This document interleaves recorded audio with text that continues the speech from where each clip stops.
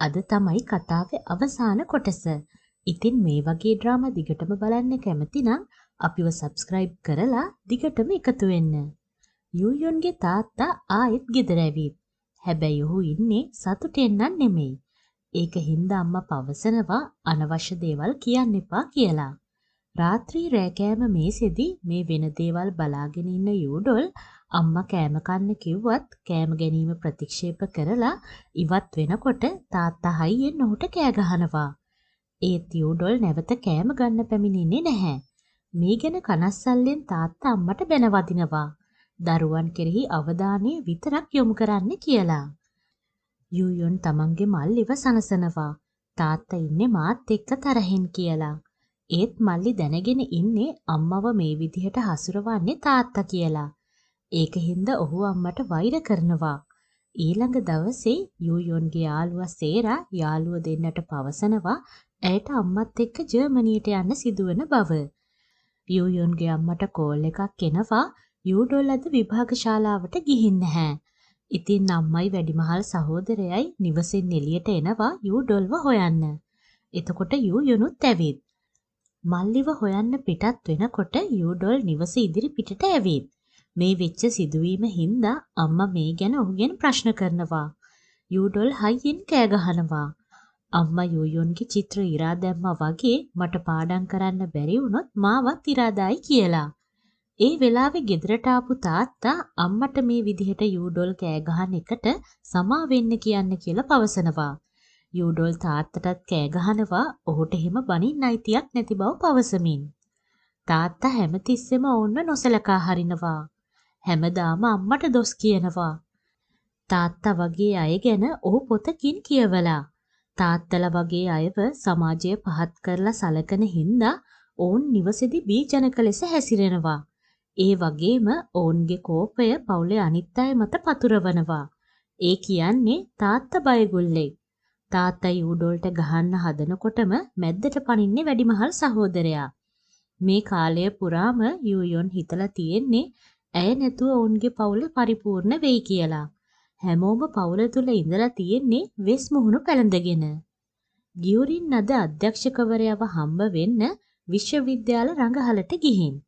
අධ්‍යක්ෂකවරයා වෙනුවට ඉන්නේ ඇයගේ පැරණි පෙම්වතා. ඇය කැමති වුණ කාලේ විදිහට ඇඳගෙන. ඇය ළඟට ඇවිත් ඇයගේ පිටුපසින් නත් දෙක දාලා ඇයව වැළඳගෙන සියලුම වැරද්ද ඔහුගේ බව පවසලා සමා වෙන්න කියලා පවසනවා. ගියුරින් ඔහුව අතින් ඇදලා බිම වට්ටලා ඇය මෙතෙන්ට කැමැත්තෙන්ම පැමිණිලා තියෙන්නේ සියොන් හෝව සනසන්න. ඇය සියොන් හෝ එක්ක පෙම් කරලා තියෙන්නේ තනිකම හින්දා නෙමෙයි. ඇය ඔහුත් එක්ක යාළු වෙන්න හිතනකොටත් සියොන් හෝ තමයි මුල ඉඳන්ම කැමැත්තෙන් හිටියේ. ඒ හින්දා එදා වගේම අද දවසෙත් සියොන් හෝව ඔහුට පරාජය කරන්න බෑ. ඇය එහෙම පවසලා එතනින් ඉවතට යද්දී සියොන් හෝ ඇය එනකම් බලාගෙන. ඔවුන් දෙන්න ගමන් කරමින් නිද්දී සියොන් හෝ පවසනවා ඇය ගැන මුලින්ම අදහසක් පහළ වුණේ සියොන් හෝගේ තාත්තගේ අනුස්මරණ දිනේ ගැන සිහි කරලා ගියුරින් හඬා වැළපෙනකොට ගියුරින් ඔහුව වැළඳගෙන පවසලා තියනවා ඇය කොහොම හරි සියොන් හෝව බලා ගන්න බව. එදා ඉඳන් තමයි ඔහු ඇයට කැමති. හැබැයි ඔහු ඒ ගැන කියලා නැත්තේ ඇය ඔහුව ප්‍රතික්ෂේප කරයි කියලා බය වුණ හින්දලු. යූයොන්ගේ අයියට ඕනේ අප්‍රිකාවට ගිහින් සත්තුන්ව ඡායාරූප ගත කරන්න. ඔහුගේ සිහිනය තමයි නැෂනල් ජියෝග්‍රැෆි channel එකේ ඔහුගේ ඡායාරූප පළ කිරීම. ඔහු හිතලා තියෙන්නේ අපේ පවුලේ නිදහස ලබන පළමු පුද්ගලයා යූයොන් කියලා. හැබැයි යූයොන් හිතන්නේ පවුලෙන්ම අදක්ෂ කෙනා එයා කියලා. අයියා පැහැදිලි කරලා දෙනවා කිසිම කෙනෙක් අදක්ෂ නැහැ. ඔබට අවශ්‍ය දේ කරන්න කියලා. හැබැයි ඒ ගැන බුද්ධිමත්ව. ඒ වගේම ඔහු උපදෙස් දෙනවා ඇයිගේ යාළුවෙක් වගේ ඉන්න පෙම්වතා එක්ක තියෙන රණ්ඩුව වැඩි දුර ඇදගෙන යන්න එපා කියලා. මොකද ඒකෙන්නේ සම්බන්ධය කැඩෙන්න උනත් පුළුවන් හින්දා. ගෙදරට ඇවිල්ලා යූයොන් තමන්ගේ මල්ලිව හොයනවා. හැබැයි මල්ලි ආයෙත් පැනලා ගිහිල්ලා. ගීජියොන්ට දැනගන්න හම්බ වෙනවා යූයොන්ගේ මල්ලි පැනලා ගිහින් කියලා. ගීජියොන් යූඩොල්ට කෝල් කරනවා. ඔහුගේ ඉන්න තැන හොයාගන්න. ඔහු කෝල් එක ඉස්සපුවාම ගීජියොන් පවසනවා ඔහුට යූයොන් ගැන කතා කරගන්න දෙයක් තියෙනවා කියලා ඔහු ඉන්න තැනට එන්න අහනවා. යූඩොල් ඒ තැන ඔහුට මැසේජ් එකකින් යවනවා. යූයොන් තමන්ගේ අම්මගෙන් යූඩොල්ගේ හොඳම යාළුවා ගැන අහලා ඔහුට කෝල් කරලා බලන්න කියලා පවසනවා. ඔහුට කෝල් කරද්දී ඔහු යූඩොල් හම්බ වෙන්න ඇවිත්. යූඩොල් තමන්ගේ යාළුවට ආපු කෝල් එක දැකලා නොදන්න නම්බරයක් කියලා කට් කරනවා. යූඩොල්ගේ යාළුවයි සෙල්ලම් කර කර ඉන්නකොට යූඩොල්ගේ වැරැද්දෙන් තමන්ගේ යාළුවා යකඩ වැටක වැදිලා සිහි නැතුව බිම ඇද වැටෙනවා. එතනට ගීජියොනුත් එතකොට ඇවිත්. ගීජියොන් වහාම ඔහුගේ යාළුවා අරගෙන හොස්පිටල් එකට ගිහින්. යූඩොල් හඬා වැළපෙද්දී ඔහුගේ යාළුවට කරදරයක් නෑ කියලා පවසන්නේ ගීජියොන්. ඒ වගේම ඒක ඔහුගේ වරදක් නෙමෙයි කියලා ගීජියොන් පවසනවා. ඒ වෙලාවේ යූඩොල්ගේ අම්මයි තාත්තයි යූයොනුයි පැමිණෙනවා. අම්මා යූඩොල් ළඟට යන්න හැදුවත් යූඩොල් ඉන්නේ තමන්ගේ යාළුවගේ ආච්චිගේ පිටිපස්සේ හැංගිලා. යූඩොල්ගේ අම්මා යූඩොල්ගෙන් සමාව අයදලා ආයෙත් එහෙම කරන්නේ නැහැ කියලා කිව්වහම තමයි යූඩොල් අම්මා ගාවට එන්නේ. යූඩොල්ට උදව් කරපු උස ශිෂ්‍යයා ගැන අම්මා විමසනවා. එතකොට ගීජියොන් ඉන්නේ හැංගිලා. හැංගෙමින් ඉන්න ගීජියොන්ව දැකලා යූයොන් ඔහුව හොයාගෙන ගිහිල්ලා ඔහු ඇදගෙන තමන්ගේ අම්මලා ගාවට ඇවිල්ලා මේ මගේ පෙම්වතා කියලා හඳුන්වා දෙනවා අම්මටයි තාත්තටයි. ඊට පස්සේ අම්මා එකපාරටම කෑ ගහනකොට යූයොන් ගීජියොන්ගේ අත අල්ලගෙන දිව යනවා.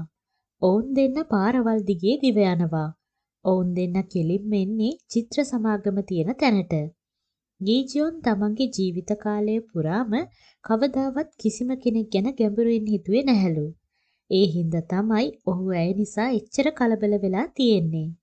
යූයොන් ඔහුට නැගිටින්න කියලා ඇය ඔහුට ආදරය කරපු බව පවසමින් ඔහුව සිප ගන්නවා. ඊළඟ දවසේ ඉඳන් ගීජියොන්ගේ යාළුවන්ට පේනවා ඔහු මහන්සියෙන් වැඩ කරනවා. ඒ වගේම ඔහුට ඒජන්සියකින් දීමනාවක් පවා ලැබිලා. ඒ කියන්නේ ගීජියොන් තවදුරටත් ආධුනිකයෙක් නෙමෙයි. ගීජියොන්ගේ යාළුවා පොතක් ගන්න ෂොප් එකකට ඇවිල්ලා. ඒ වෙලාවේ එතෙන්ට ඇවිත් සේරත්. ඔහුගේ හිතේ සේරා ගැන අදහසක් තිබුණත් ඔහු ඒක පවසන්නේ නැහැ. මොකද එහෙම කළොත් වෙන්නේ පසුතැවිලි වීම වැඩි වෙන එක විතරයි. ඔහු දන්නවා ඇයට ජර්මනියට යන්න වෙලා තියෙනවා කියලා. ඇයට ආරක්ෂිතව නැවත පැමිණෙන්න කියලා ඔහු ඇයට අත දිගු කරනවා. කියුරින්ට නිින්ද යන්නේ නැහැ. ඇයට දෙයක් මතක් වෙනවා. ඇයට ඒක සියොන් හෝට පවසන්නම ඕනේ. ඒක හින්දා රාත්‍රියේම යනවා ඔහුව හම්බ වෙන්න. ඇය තමයි ඔහුට මුලින්ම කැමති වෙලා තියෙන්නේ. ඒ ප්‍රාථමික විදුහලේදී. ඔහු ඒ පාසලට ආපු දවසේ ඇය කකා හිටපු ටොපියේ හිර වෙලා හුස්ම ගන්න අපහසු වෙද්දී ඔහු තමයි ඇයට උදව් කරන්නේ. ඉතින් එදා ඉඳන් ඇය ඔහුට කැමැත්තෙන් ඉඳලා. ඒ දෙන්නගෙන් මුලින්ම කැමති වෙලා තියෙන්නේ කියුරින්.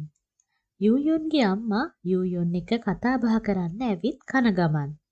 යූයොන්ගේ පෙම්වතාගේ ඉස්කෝලේ අහලා ඒ වගේ කෙනෙක් ඇයගේ පවුලට ගැලපෙන්නේ නැහැ කියලා අම්මා හිතනවා. ඇත්තටම බැලුවොත් යූයොන්ගේ පවුලෙත් ලොකු විශේෂත්වයක් නැහැ. මොකද ඔවුන්ගේ පවුල තමයි අවුල් සහගතම පවුල. මේ බව යූයොන් පවසනකොට අම්මා අහනවා මම ඔයාගේ අම්මා වෙන්නවත් සුදුසු නෑ නේද කියලා. හැබැයි යූයොන් කවදාවත් තමන්ගේ අම්මට වෛර කරන්න ඕන වුණත් වෛර කරලා නැහැ. ඇයට එහෙම කරන්න බෑ. ඇය පවසනවා අම්මා ඇව වෙනස් විදිහට සලකලා ඇයව ඈත් කරනවා කියලා. ඇය තරහෙන් කන්නැතුව ඉවතට යනවා. අම්මා පිටතට ආපුවාම අම්මා යූයොන්ට පවසන්නේ ඇය ඒ සේරම කරලා තියෙන්නේ යූයොන්ගේ යහපතට බවයි. යූයොන් පවසනවා සතුට කියන්නේ ඇය වඩාත් ආදරය කරන චිත්‍ර ඇඳීම කරන එකයි කියලා. හැබැයි අම්මා හිතන්නේ ඒක නිකම් බොළඳ කතාවක් කියලා. යූයොන් අම්මා කැමැත්තෙන් කරපු බැලේ නර්තනය ගැන විමසනවා. ඇත්තටම අම්මට බැලේ නර්තනය කරන්න දක්ෂතාවයක් තිබුණලු. අනිත් අය ඇයට ඊර්ෂ්‍යා කරනකොට ඇයට සතුටු හිතුණලු. හැබැයි එක දවසක් බැලේ සපත්තු මිලදී ගන්නවත් බැරි දුප්පත් ගැහණු ළමෙක් ඔවුන්ගේ ඇකඩමියකට බැඳිලා. අම්මා අලුත් සපත්තු ගන්නකොට ඇයගේ පරණ සපත්තු එයාට දීලා. ඒ වගේම අම්මාට පවසලා තියෙනවා දිගටම බැලේවල රැඳී සිටියොත් ඇයට වැඩියෙන් මුදල් වැය වෙන බව. හැබැයි ඒ ළමයා තමන්ගේ අම්මට වඩා දක්ෂයි. ඊට පස්සේ අම්මා දිගින් දිගටම බැලේ නර්තනය හදාarලා බැලේ සමාගමකට බැඳිලා. එක දවසකදී ඒ ළමයාට පෙරහුරුවක් අතරතුරදී විදුලි විසන්ධි වෙලා අනතුරක් සිදු වුණාලු. හැබැයි මිනිස්සු අම්මව දැකලා තියෙන්නේ දුෂ්ටයෙක් විදිහටයි. හැබැයි අම්මා වැරද්දක් කරලා නැහැ. කවුරුවත් අම්මව විශ්වාස කරන්නේ නැති හින්දා බොරු කීම හොඳයි කියලයි ඇය හිතන්නේ. ඊට පස්සේ ඇය එතනින් අයින් වෙලා. හැබැයි යූයොන් මේ කතාව විශ්වාස කරනවා. ඇය තමන්ගේ අම්මත් එක්ක තමන්ගේ හිතේ තියෙන දේ පවසනවා මෙහෙම. දිගටම ඇය චිත්‍ර අඳිනවලු. ඒ වගේම ගීජියොන්ගෙනුත් වෙන් වෙන්නේ නැහැලු. යූයොන්ට මේ මුරණ්ඩුකම ඇවිල්ලා තියෙන්නේ අම්මගෙම්මයි කිය දෙන්න එක්කම සතුටෙන් ගමන් කරනවා. ගීජියොන්ගේ යාළුවෝ දෙන්නා ගේම් ගහන යන්ත්‍රය ගීජියොන් කඩපු හින්දා ඔවුන්ගේ ළමා මතකයන් විනාශ වුණා කියලා එක යාළුවෙක් කඩා වැළපෙනවා. ඔහුට ගීජියොන් වැඩනවා දකින්න එක හරිම වේදනාකාරී. ඒ වගේම වෙහෙස කරයි. ඔහු තමාගේ අනිත් යාළුවාට කියන්නෙත් වැඩෙන්න එපා කියලා. අනිත් යාළුවා පවසනවා මෙහෙම හිතන්න කියලා. ගීජියොන් පරිණත වෙන තරමට ඔවුන්ගේ පසුම්බිබර වැඩි වෙනවා. ඒ වගේම ඔවුන්ට ලස්සන පෙම්වතියුනුත් ගීජියොන් හඳුන්වා දෙයි කියලා කියනවා. මොකද දැන් ඔහු පරිණතයි. ඉතින් ඔවුන් කතා වෙනවා මේ කුණු කසල ඉවත දාලා නව යුගයකට සූදානම් වෙන්න. ඉතින් ඔවුන් කෑ ගහනවා නව යුගයක් කියලා. ඒ වෙලාවෙම පැමිණෙන්නේ ගීජියොන්. ඒ යන්ත්‍රය හදන්න පුද්ගලයින් දෙන්නෙකුත් අරගෙන. ගීජියොන් මේ යන්ත්‍රය හදන්න මුළු රටේම හදන්න පුළුවන් අය හොයලා. දැන් යාළුවෝ ඉන්නේ නව යුගයකට සූදානම් වෙන්න. ඔවුන්ට අවශ්‍ය නැහැ මේක හදන එක. ඒ යන්ත්‍රය හදන්න ආපු අය පවසනවා මේක හදන්න ලේසි නැහැ. හැබැයි ඔවුන් කොහොම හරි මේක හදන බව පවසනවා. මොකද ඔවුන්ට හදන්න බැරි කිසිවක් නැහැ. ඔවුන් ගියාට පස්සේ ගීජියොන් ඔහුගේ යාළුවෝ බදාගෙන මම කවදාවත් වෙනස් වෙන්නේ නැහැ කියලා පවසනවා. හැබැයි ගීජියොන්ගේ අනිත් යාළුවා ඒක හදන්න එපා කියලා කෑ ගහගෙන යන්ත්‍රය උස්සන් යන අය දිහාවට දිව යනවා. දැන් නව යුගයක් කියාගෙන. යූයොන්ගේ මල්ලි යූඩොල් අම්මට පවසපු දේ ගැන වරදකාරී හැඟීමක් ඇති වෙලා. ඊට පස්සේ යූඩොල් යන්න හදලා නැහැ. අවසානයේ ඔහු අගනුවරවල් පාඩම් කරපු සුරතල් ළමයෙකු බවට පත් වුණා. එපමණක් නෙමෙයි අම්මා ඒව කලා ඇකඩමියකට ඇතුළත් කරලා ඇකඩමියට ගෙවන්න සල්ලි පවා ලබා දෙනවා. ඒ වගේම කැන්වසය වෙනස් කරන්න, නව බුරුසු ලබා ගන්න, ඒ සියල්ලටම සල්ලි අම්මා ලබා දෙනවා. සේරා තමන්ගේ අම්මත් එක්ක ජර්මනියට පිටත් වෙනවා. අද තමයි අන්තිම චිත්‍ර රැස්වීම. කට්ටියම හරිම විනෝදයෙන් ක්‍රීඩා කරනවා. ගිවුරින් බය වෙලා සියොන් හෝ හමුදාවට යන්න කොණ්ඩේ කපලා කියලා. ඒත් ඔහු තාමත් කොණ්ඩේ කපලා නැහැ. ඊට පස්සේ ඔවුන් කට්ටියම විවිධ ඉරියව් වලින් පෙනී ඉඳලා කට්ටියම චිත්‍ර අඳිනවා. යූයොන් හැමදාම හිතනවා එදා ඒ දවසේ චිත්‍ර සමාගම ඇයට හම්බුනේ නැත්තම් දේවල් කොච්චර වෙනස් වෙයිද කියලා. එහෙනම් ඇයට කවදාවත් ඇයිගේ සිහිනවලට යන්න හම්බෙන්නේ නැහැ. ඇය පුරුදු වෙලා තියෙනවා මනක්කල්පිතයන් තුළ සිදුවිය හැකි දේවල් පමණක් සිතන්න.